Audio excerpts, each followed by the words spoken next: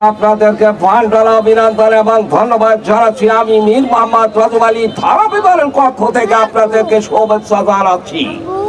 আজকের এই ফুটবল টুর্নামেন্টটি যে অনুষ্ঠিত হবে শাহজাহানপুর তরুণ সংঘ কর্তৃক আয়োজিত আজকের এই ফুটবল টুর্নামেন্টের ফুটবল টুর্নামেন্টটি আপনারা উপভোগ করবেন।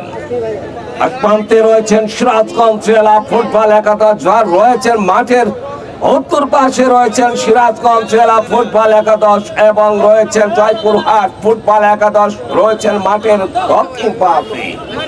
উক্ত খেলাটি আজকের যিনি পরিচালনার দায়িত্বে থাকবেন খন্দকার আব্দুল লতিফ এবং বুলবুল আহমেদ এবং আশরাফুল। অভিনন্দন ধন্যবাদ জানাচ্ছি আজকের এই ফুটবল ম্যাচ থেকে। আমি লক্ষ্য করছি রাসেল রানা সিরাজগঞ্জ জেলার টিম ম্যানেজার এবং দলীয় কোচ হিসাবে দায়িত্ব পালন করে থাকেন।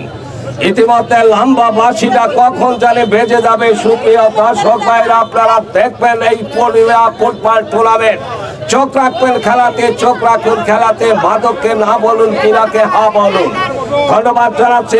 বলতে বলতে এই খেলা শুরু। এই মুহূর্তে আব্দুল লতিফ লম্বা করে বাঁশিটা বাজিয়ে দিয়েছেন ওখানে সিরাজগঞ্জ জেলা ফুটবল একাদশের রোমা ফ্রাই। ওখান থেকে ডান প্রান্ততে আক্রমণের চেষ্টা সিরাজগঞ্জ জেলা ফুটবল একাদশ। বলতে